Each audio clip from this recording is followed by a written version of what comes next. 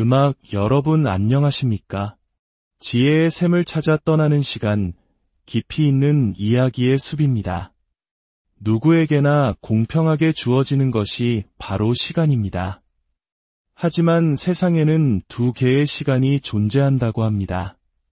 하나는 시계의 초침처럼 절대적인 시간이고, 다른 하나는 우리의 마음속에서 흐르는 상대적인 시간입니다. 뜨거운 냄비에 손을 얹으면 단 몇 초도 영원처럼 길게 느껴지지만 사랑하는 사람과 함께하는 몇 시간은 찰나처럼 짧게만 느껴집니다. 물리적인 시간은 모두에게 똑같이 주어지지만 그 시간을 어떻게 느끼고 사용하는지에 따라 삶의 깊이는 달라집니다. 부처님께서는 이렇게 말씀하셨습니다.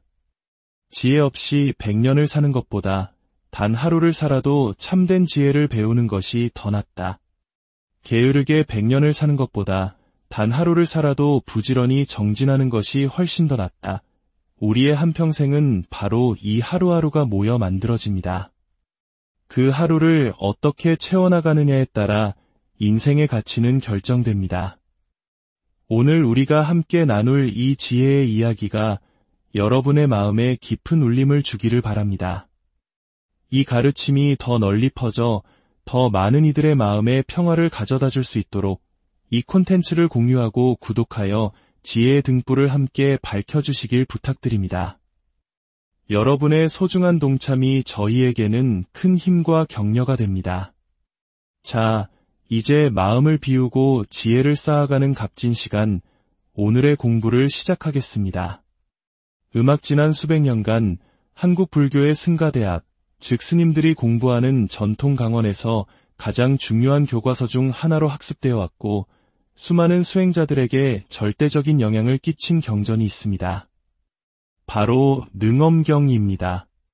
정식 명칭은 수능엄경이며 이 경전은 우리 마음의 참된 경계, 즉 진심의 실체에 대해 부처님께서 아주 상세하고 깊이 있게 설명하신 가르침입니다. 불교에서 수행 없이는 깨달음을 얻을 수 없다는 것은 누구나 아는 사실입니다. 능엄경은 바로 그 올바른 수행의 길이 무엇인지, 그리고 그 길에서 마주칠 수 있는 수많은 장애와 그것을 극복하는 지혜를 담고 있습니다. 오늘 우리는 이 능엄경의 깊은 바다로 함께 들어가 보겠습니다. 능엄경의 본래 제목은 사실 매우 깁니다. 대불정 열애밀인 수증요의제 모살 만행 수능엄경. 아마 한 번에 외우기는 어려우실 겁니다. 이 긴 제목을 줄여서 대불정 수능엄경 또는 간단히 능엄경이라고 부릅니다.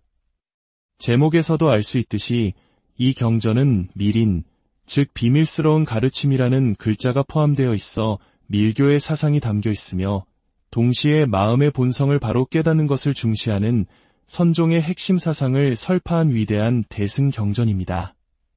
그렇다면 능엄이란 무슨 뜻일까요? 능엄은 산스크리트어 수랑가마를 소리나는 대로 옮긴 말로 가장 견고하고 완전한 분별력, 즉 궁극의 지혜를 의미합니다. 이것은 삿된 망상에서 비롯된 분별이 아니라 깨달은 자가 지닌 올바른 통찰력을 말하는 것입니다. 능엄경의 핵심 요지는 우리를 둘러싼 환경이나 물질에 이끌려 살아가는 혼란스러운 망상과 집착을 버리고 본래 우리 안에 갖추어져 있는 오묘하고 밝은 깨달음의 지혜와 자비를 회복하는 길을 제시하는 데 있습니다. 이 경전의 가르침은 한편의 드라마틱한 이야기로 시작됩니다. 부처님의 10대 제자 중 한 명이자 가장 많은 가르침을 들었던 것으로 유명한 아난존자가 있었습니다. 부처님과 용모가 매우 닮아 많은 이들의 존경을 받았지만 그는 아직 완전한 깨달음, 즉 아라한의 경지에 이르지 못한 상태였습니다. 어느 날 아난존자가 대중 공양 시간에 늦어 홀로 탁발을 나갔다가 목이 말라 한 여인에게 물을 청하게 됩니다. 그녀의 이름은 마등가였습니다. 마등가는 아난존자의 고귀한 모습에 첫눈에 반해버리고 말았습니다. 그런데 문제는 마등가의 집안이 환술, 즉 주술에 능통한 집안이었다는 것입니다. 그녀는 어머니에게 안한 존자의 마음을 사로잡을 수 있는 환술을 배워 그에게 주술을 걸었습니다. 아직 수행에 힘이 깊지 않았던 안한 존자는 그 주술에서 벗어나지 못하고 그녀에게 꼼짝없이 사로잡히는 절체절명의 위기에 처하게 됩니다. 이 모든 상황을 신통력으로 아신 부처님께서는 깊은 선정에 드셨습니다. 부처님의 정수리에서부터 찬란한 광명이 뿜어져 나왔고 그 빛 속에서 수없이 많은 연꽃이 피어났습니다. 그리고 그 연꽃 위에는 헤아릴 수 없이 많은 부처님들이 나타나 신비로운 주문을 외우기 시작했습니다. 이 주문이 바로 훗날 능엄주라 불리게 되는 강력한 다라니입니다. 부처님께서는 지혜의 상징인 문수보살을 불러 이 능엄주를 가지고 가서 안한 존자를 구해오라고 명하셨습니다. 문수보살은 마등가의 집에 도착하여 능엄주를 외웠고 그 즉시 모든 환술이 깨어지며 안한 존자는 위기에서 벗어날 수 있었습니다. 문수보살은 안한 존자뿐만 아니라 그를 연모했던 마등가 여인까지 함께 부처님께로 데려왔습니다. 자신의 수행력이 부족하여 유혹에 빠졌던 것을 깨달은 안한 존자는 부처님 앞에 엎드려 눈물을 흘리며 깊이 참회했습니다. 세존이시여, 저는 지금까지 부처님의 말씀을 많이 듣기만 했을 뿐 진정한 도력은 갖추지 못했습니다. 부디 저에게 어떻게 하면 생사의 윤회에서 벗어나 완전한 깨달음을 얻을 수 있는지 그 수행법을 가르쳐 주십시오. 이 간절한 청원에서부터 능엄경의 위대한 가르침이 펼쳐지기 시작합니다. 부처님께서는 다짜고짜 수행법을 알려주시는 대신 근본적인 질문을 던지십니다. 안하나, 너는 나의 어떤 모습을 보고 출가하기로 마음먹었느냐? 안한 존자는 대답했습니다. 저는 부처님의 몸에서 나타나는 32가지 거룩한 모습이 너무나 뛰어나고 아름다워서 그 모습을 사모하여 출가했습니다. 그러자 부처님께서는 그 생각의 헛됨을 지적하시며 다시 물으셨습니다. 그렇다면 나의 그 모습을 보고 사랑하고 좋아하게 된 너의 마음과 눈은 대체 어디에 있느냐? 이 질문으로부터 불교 역사상 가장 유명한 철학적 문답 중 하나인 칠처징심, 즉 7군데를 들어가며 마음의 위치를 찾는 과정이 시작됩니다. 안한 존자는 처음엔 마음이 몸 안에 있다고 대답합니다. 부처님께서는 그것이 틀렸음을 논리적으로 반박하십니다.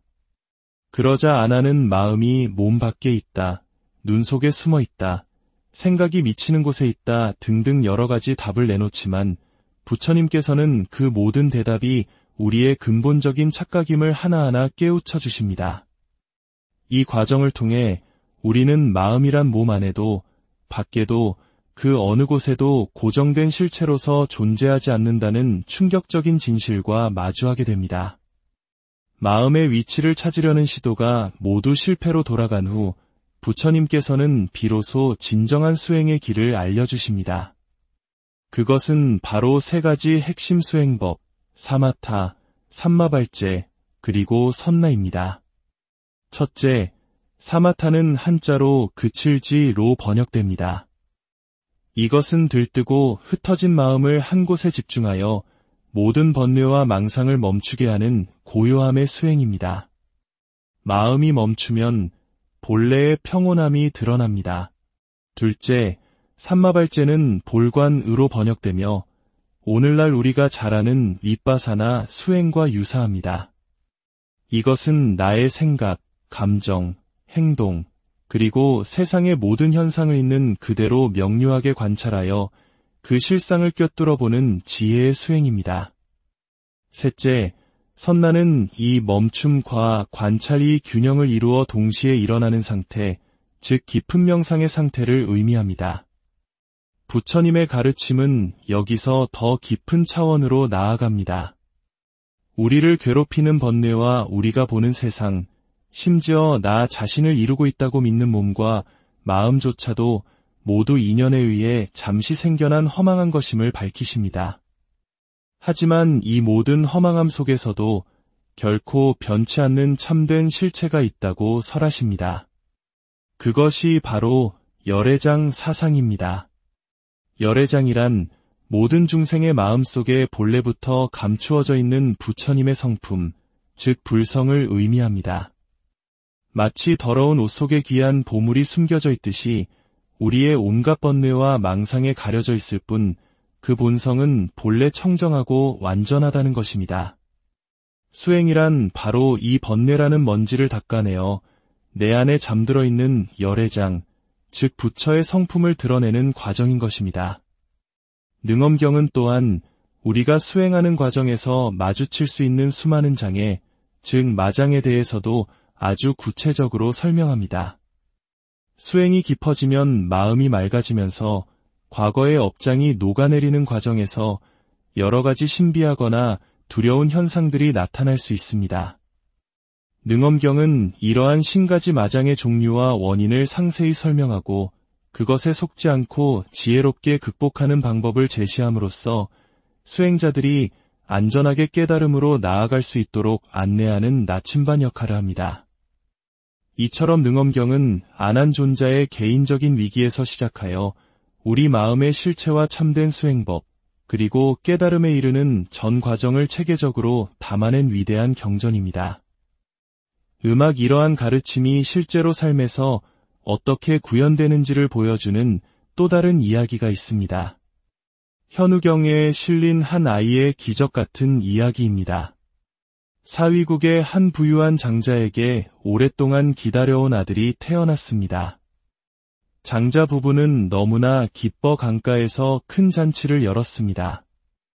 기쁨에 겨워 아기를 안고 춤을 추던 부인은 그만 실수로 아기를 꺼센 강물에 빠뜨리고 말았습니다.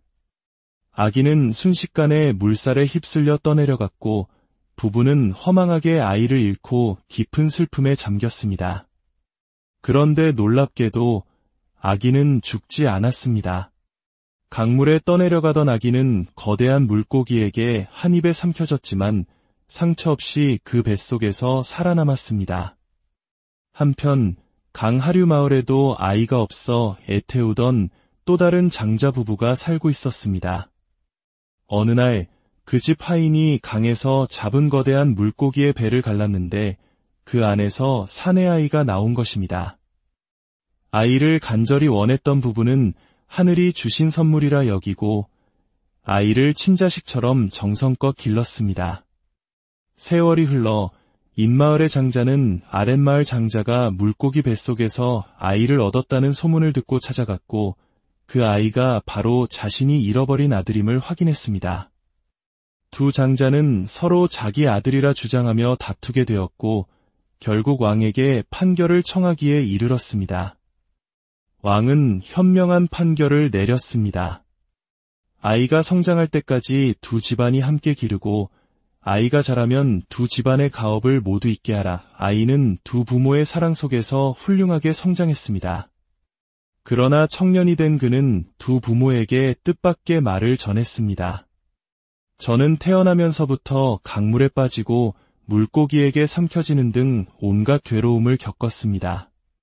더 이상 이 세상의 괴로움 속에 머물고 싶지 않습니다. 부디 제가 출가하여 진리의 길을 걷도록 허락해 주십시오. 자식의 간절한 뜻을 꺾을 수 없었던 두 부모는 그를 부처님께 데려가 제자로 받아주시길 청했습니다. 부처님께서는 그를 제자로 받아들이시고 중성이라는 이름을 주셨습니다. 중성비구는 부처님의 설법을 듣고 곧바로 모든 괴로움에서 벗어나 아라한과를 얻었습니다. 제자들이 그 인연을 묻자 부처님께서 말씀하셨습니다. 과거 비바시불 시대에 한 장자가 부처님의 설법을 듣고 깊은 신심을 내어 불살생계, 즉 살아있는 생명을 해치지 않겠다는 계를 받고 동전 한 입을 보시한 적이 있다. 그 장자가 바로 지금의 중성비구이다. 동전 한 입을 보시한 공덕으로 91겁 동안 재물이 풍족했고 무엇보다 불살생계를 지킨 인연으로 물에 빠지고 물고기에게 삼켜졌어도 목숨을 잃지 않을 수 있었던 것이다. 생명을 소중히 여기는 마음, 그것이 바로 자신을 구하는 가장 큰 공덕이었던 것입니다. 우리가 남을 해치지 않겠다고 다짐하는 것은 단순히 다른 생명을 보호하는 것을 넘어 결국 가장 위험한 순간에 자기 자신을 보호하는 견고한 방패가 되어준다는 깊은 가르침입니다. 오늘 능엄경의 가르침을 통해 우리 마음의 본래 모습을 잠시나마 엿볼 수 있었기를 바랍니다. 모든 번뇌를 걷어내면 드러나는 청정한 본성, 그 가능성이 우리 모두의 안에 잠들어 있습니다. 부처님의 자비와 지혜가 여러분의 삶에 늘 함께하기를 기원하며 오늘의 이야기를 마칩니다.